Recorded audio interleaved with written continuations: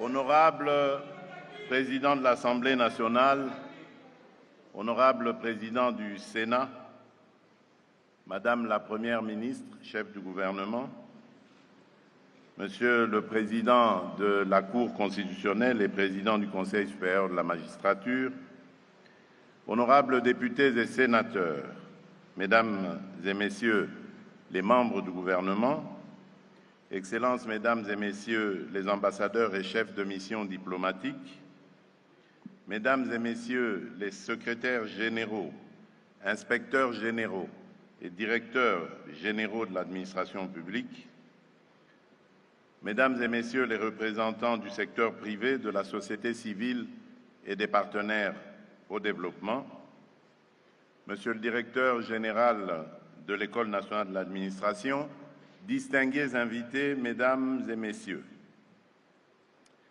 c'est pour moi un motif de profonde satisfaction de prendre la parole à l'ouverture de la première édition des conférences annuelles des services publics de la République démocratique du Congo. Depuis mon accession à la magistrature suprême, j'ai fait de la refondation et de l'amélioration de la qualité des services publics l'un des axes les plus structurants de mon action. Au début de ce second quinquennat, j'ai pris devant la nation un engagement explicite qu'aucune Congolaise et aucun Congolais, où qu'ils vivent sur notre territoire, ne soit privé de services publics dignes de ce nom, qu'il s'agisse de la police, de la justice, de l'éducation, de la santé, de l'état civil, de la fiscalité ou de l'administration territoriale. Cet engagement vaut pour tous, mais plus encore pour celles et ceux qui, sous l'uniforme de la République, consentent les sacrifices les plus lourds pour la patrie. Nos militaires, nos policiers, leurs épouses, leurs enfants, ne doivent plus être ceux qui attendent le plus longtemps devant un guichet, dans un hôpital, dans une école ou devant un bureau d'état civil. Ils ont droit, plus que quiconque, à une administration qui les respecte, qui les accueille avec humanité, qui les traite avec considération. Lorsque je dénonce, parfois avec des mots durs, l'indignité des conditions de vie dans lesquelles tant de nos compatriotes ont été contraints durant des années, ce n'est jamais pour les mépriser et certainement pas nos vaillantes forces de défense et de sécurité, mais pour placer l'État face à ses responsabilités et rappeler l'urgence de leur rendre en acte la dignité qui leur est due.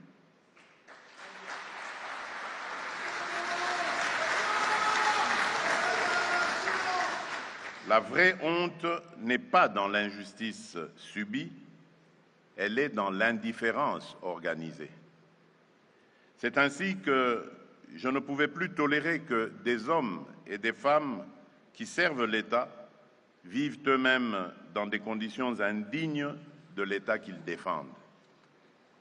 C'est le sens des décisions que nous avons prises pour consolider la gratuité de l'enseignement primaire, lancer progressivement la couverture santé universelle et notamment la gratuité des accouchements et des soins des nouveau-nés, entériner le doublement des rémunérations des militaires et des policiers, assurer le versement régulier des cotisations sociales à la Caisse nationale de sécurité sociale des agents publics de l'État.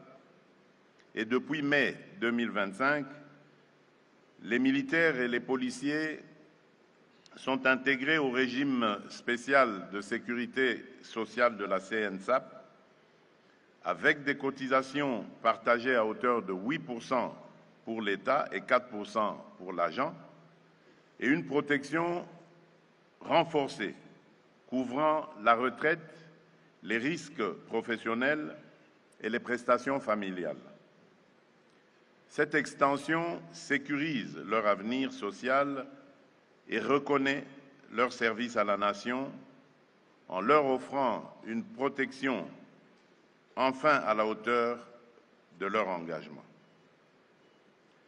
Au cœur de cette démarche, il y a une conviction simple.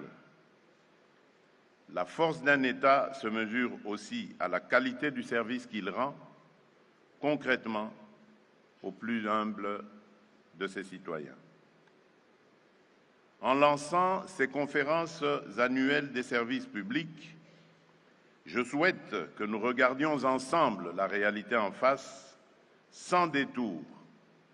Notre devoir est de reconstruire des services publics proches, efficaces et justes, qui traitent chaque citoyen, du militaire au paysan, de la veuve au jeune diplômé, avec la même considération et la même exigence de qualité. C'est à cette condition plutôt que la République sera crédible lorsqu'elle parle de dignité, de patriotisme et de contrat social.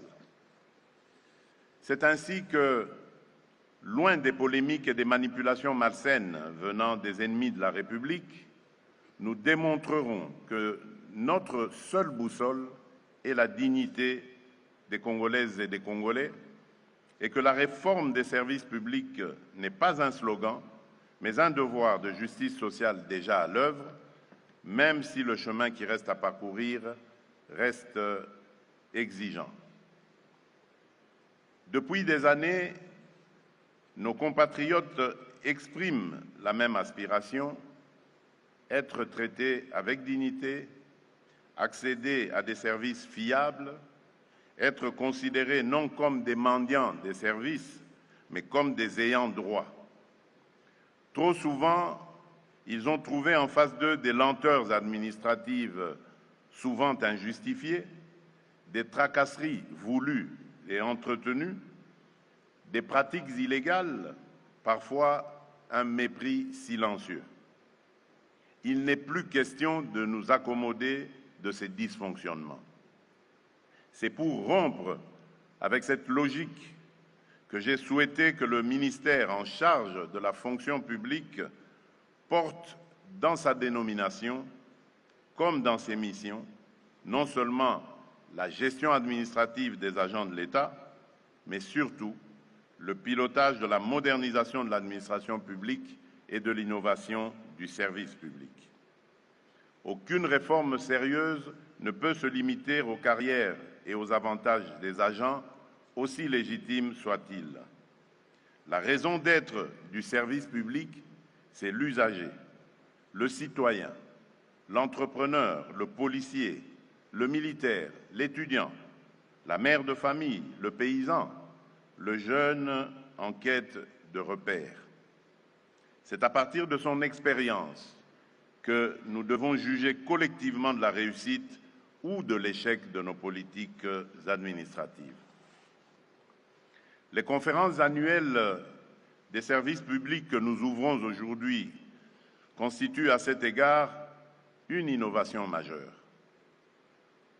Pour la première fois, en effet, sont réunis dans un même lieu les responsables des services de l'État, les acteurs de la société civile et les représentants du secteur privé pour réfléchir ensemble à l'avenir du service public congolais et à la qualité des prestations que nous offrons à nos peuples. Ce mouvement doit se poursuivre, s'amplifier et se structurer.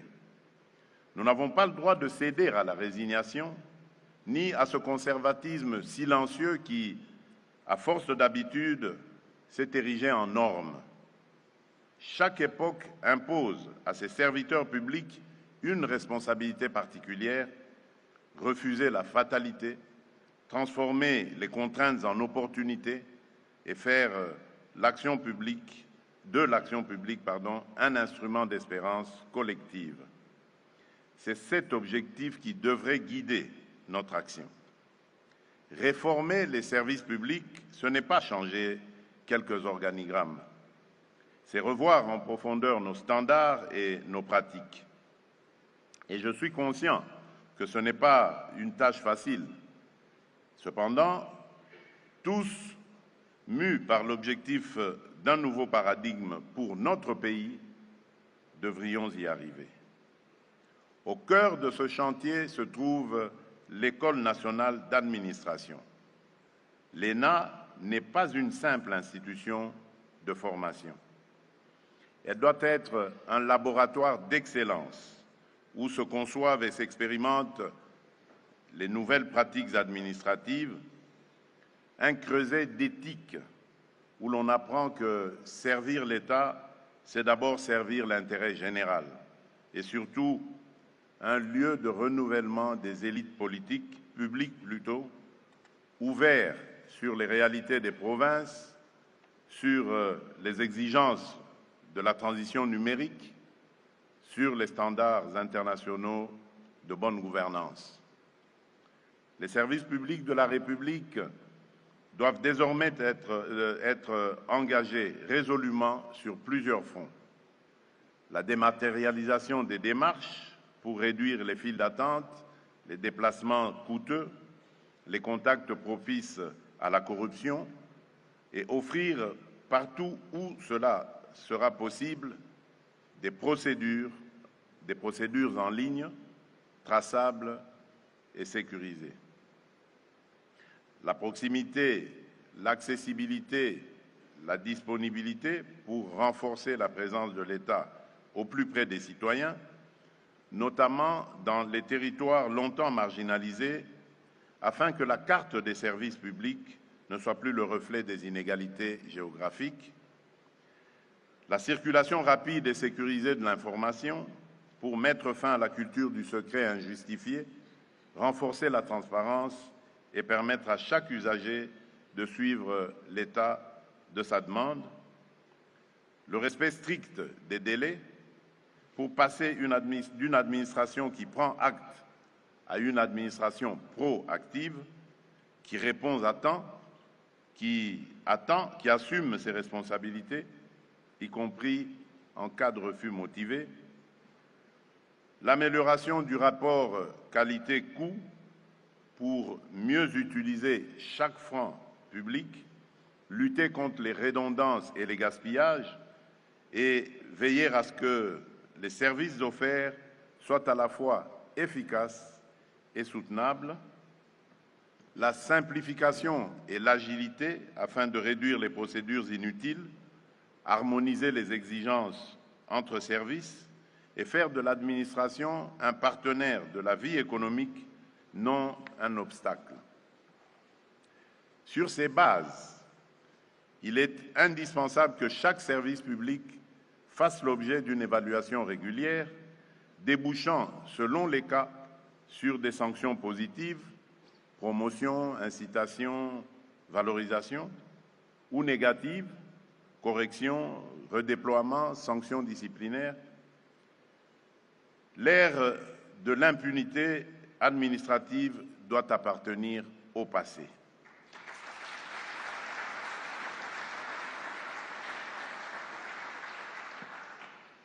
Pour accompagner efficacement cette mutation, j'ai instruit la création d'un fonds dédié à l'innovation et à la modernisation de l'administration publique, destiné à soutenir des incubateurs d'idées innovantes au sein des administrations et financer des projets pilotes de digitalisation et de simplification.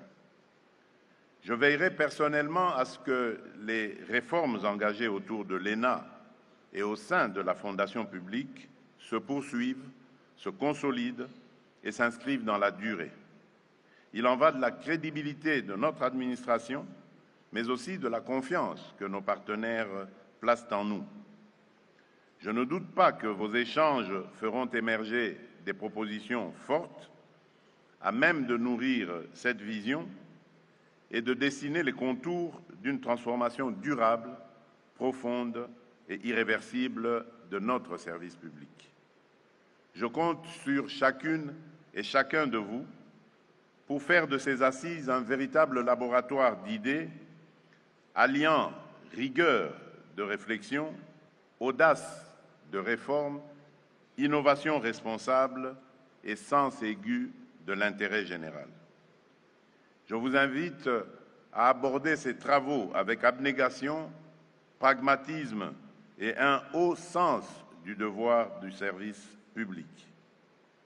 Ensemble, engageons-nous à poser les jalons d'une administration plus proche de nos concitoyens, plus efficace dans son action, plus transparente dans sa gestion et plus créative dans les solutions qu'elle apporte aux défis du pays. Sur ces mots, je déclare officiellement ouverte la première édition des conférences annuelles des services publics de la République démocratique du Congo et formule le vœu que vos travaux débouchent sur des décisions concrètes, suivies et évaluées dans le temps. Que Dieu bénisse la République démocratique du Congo et son peuple. Je vous remercie. C'était le mot, l'adresse du président. À travers l'accès à l'électricité, des territoires lointains vivent à nouveau le retour de l'État comme garant du bien-être commun, conformément à la vision du président de la République, chef de l'État, son Excellence Monsieur Félix Antoine Tshisekedi. Dans sa démarche d'équité énergétique, l'ANSER étend progressivement ses interventions sur l'ensemble du pays, en accordant une priorité aux zones les plus touchées par la précarité énergétique. Dans l'espace Grand Équateur, sous l'égide du ministre des Ressources hydrauliques et de l'électricité, son Excellence Aimé Molendo Sakombi, 2 centrales solaires photovoltaïques sont développées simultanément. À Bongandanga, dans la province de la Mongala, à Basankusu, dans la province de l'Équateur. Ces projets marquent une étape importante dans l'accès à l'énergie moderne dans ces territoires. Accompagnant la mise en œuvre sur le terrain, le directeur général de l'ANSER, M. Cyprien Mussimar, fait état d'un niveau d'avancement significatif. Basankusu, construction d'une centrale de 700 kW crête, avec un taux d'exécution de travaux estimé à 96%. Bongandanga, construction d'une centrale de 300 kW crête pour un taux d'exécution de travaux à hauteur de 85%. Dans les 2 sites, l'éclairage public est d'ores et déjà opérationnel, apportant une amélioration nette et visible dans le quotidien des habitants. Là où la nuit avait longtemps occulté les rêves des communautés, se lève désormais un jour nouveau. Et là où l'accès à l'électricité est restauré, c'est le retour de l'autorité de l'État qui est rétabli. ANSER, pour un nouveau jour sur la RDC.